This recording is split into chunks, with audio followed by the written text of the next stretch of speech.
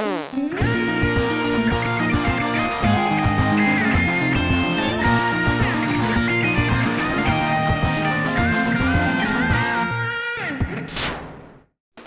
and welcome to GameSack. In this episode we are going to take a look at the Road Rash series. But first we're going to take a tour of a game store. What? Why a game store? What's so great about that?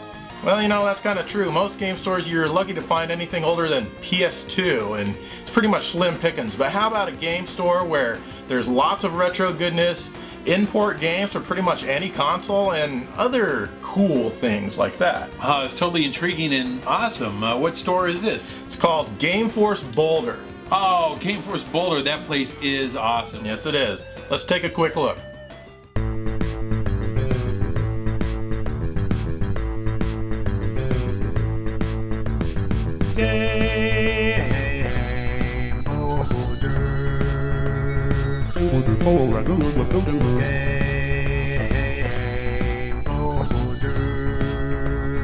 This place has opened for ton of games to be served.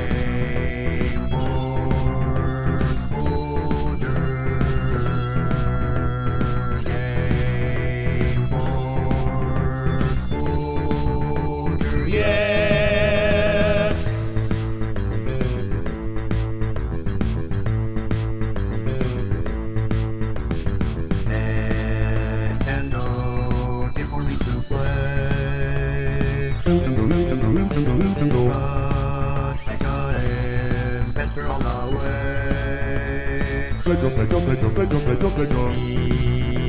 Hero games to rate like passes. Makes games not look like ass. Game for soldiers. System was made from McDonald's and Dairy Queen. Game for soldiers. Punching the back if you do not wish to be seen. Game for soldiers. Game for soldiers. Yeah. GameForce Boulder is conveniently located 1.2 miles away from where JonBenet Ramsey was brutally murdered. Man, Joe, that store is totally awesome. Isn't it though? Yeah, I even bought a plush Yoshi doll to keep me company at night. But I also got these awesome import games too. Oh, they're totally awesome. Not all of them are imports, but you know. Still, they're good games. Oh, it's kick-ass. And they even sell Road Rash games. How convenient. Oh yeah, Road Rash. Let's check it out. Let's do it.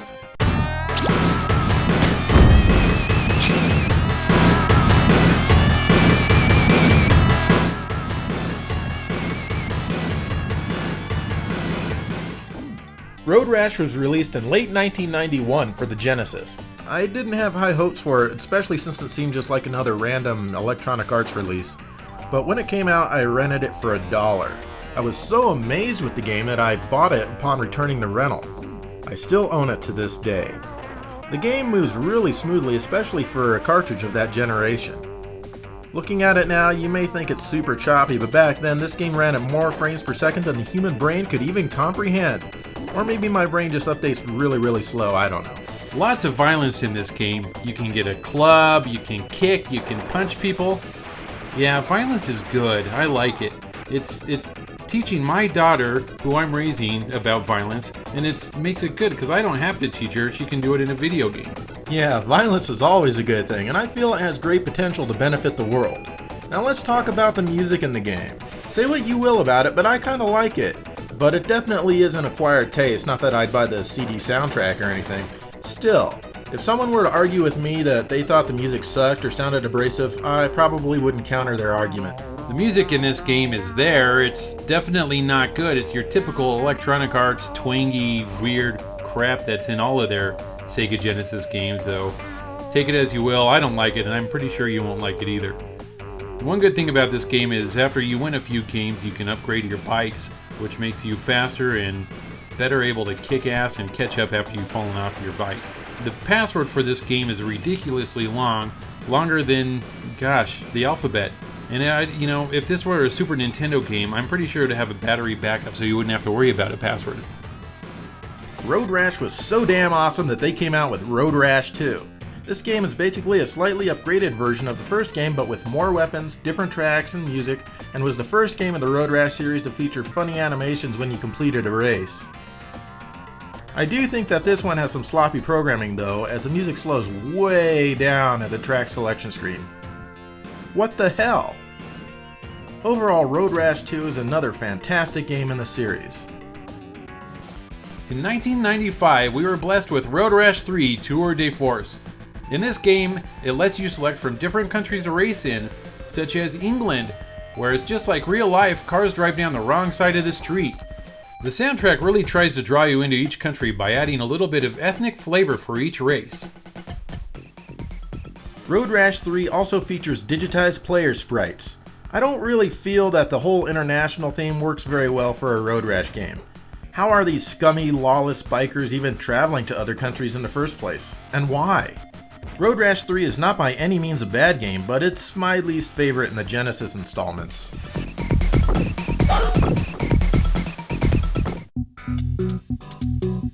Wow, I'm impressed. Road Rash sure is a series that shows a lot of promise. That it does. In fact, they made a 32-bit version. It was just called Road Rash, but we're going to call it Road Rash 32-bit just to differentiate it from the originals.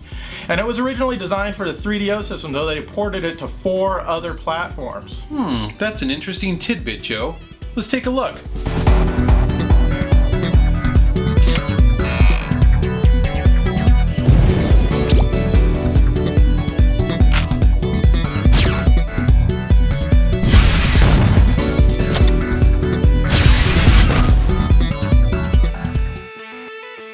Road Rash was released for the 3DO in 1994.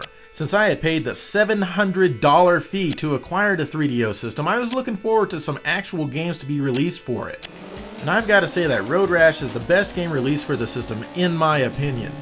Everything was upgraded and the graphics are amazing for the time. It had humorous video cutscenes that actually featured the developers of the game. The game also had a licensed soundtrack, which was cool, but for that reason we had to turn it down or substitute the sound in those scenes so YouTube doesn't try and suspend our account. And some really nice digitized graphics for the time. This game was pretty awesome in that sense. It had huge, long courses, big cities with building after building that looked exactly alike. Each track had different routes you could take. There was some awesome stuff in there. You could even run over old ladies walking across the street with their walkers. It was awesome. The 3DO was a huge failure as a system and a complete embarrassment to the industry as a whole, so Electronic Arts decided to release the game on some other formats. The PlayStation version was pretty much identical, but with some slight differences in the music and sound volume, as well as a much slower menu response and slightly slower loading times as well. But overall, it offers the complete Road Rash 32-bit experience. The version for the Sega Saturn is a bit odd. The clouds are different looking and the music is super quiet, all the way to the point where you could barely even hear it. Just listen. I swear the game runs at a slightly, almost imperceptibly higher frame rate than the other two versions. There was also a PC version of this game released, but only one person bought it and everybody shared it off of him. And we can't show it to you because we don't have it. Oh well.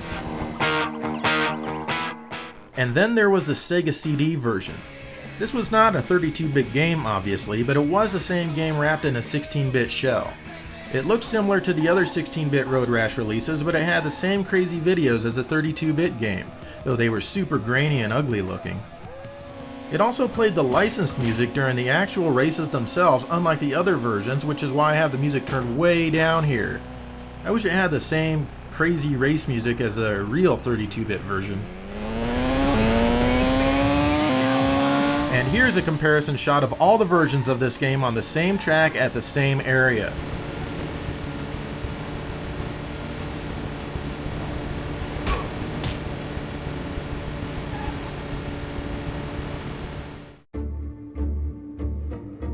So why isn't Road Rash a thriving franchise today? Well, because EA killed Road Rash in a horrible, painful, long, slow death. Yes, they did, and let's look at those games that are responsible for this. Viewer discretion is advised.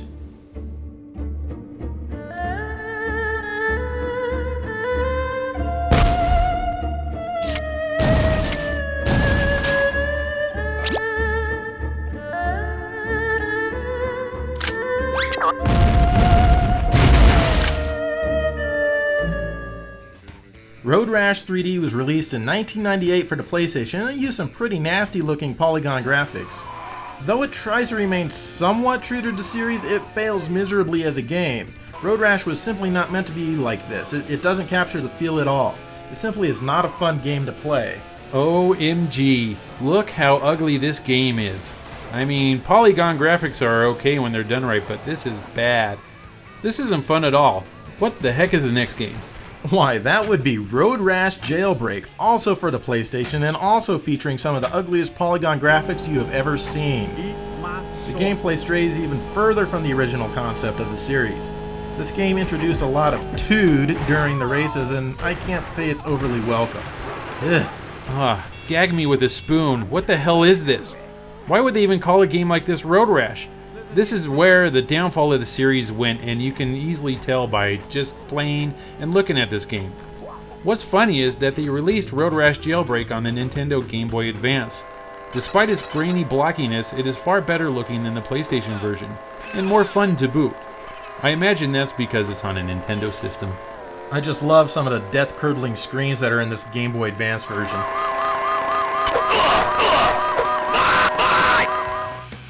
Here we have Road Rash 64. Can you guess what system it's on just based on the title of the game? Nah, I can't either. What's interesting about this game is that it's so bad that EA didn't even bother to program or distribute it themselves. It sucks so hard that they let the masters of suck, THQ, do everything from start to finish. Well, there's really not a lot to say about this game except for that it's very smooth. But then again, so are my bowel movements. Alright, and that's Road Rash for you. Which Road Rash was your favorite, Dave? Well, mine was Road Rash 1 on the Genesis, at least for the 16-bit versions. Road Rash 2, I like it a lot, but it's not quite as good, and Road Rash 3 is kind of way down there. But my overall favorite, I think, would be the 32-bit version of Road Rash, you know, like the one on the 3DO. Can I go now?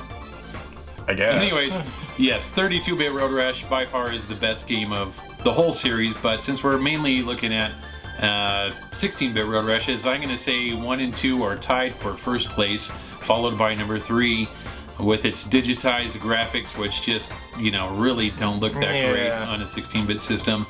I'm saying 1 and 2. It's pretty cool. I'll bet you money if I put in. I think they should resurrect the Road Rash series on a modern console. You know, I mean, I think Criterion, who is responsible for Burnout Paradise, should make it. I think they're the only ones capable. Yeah, that's nice. They got a good racing game going on, but yeah, they do. Climax.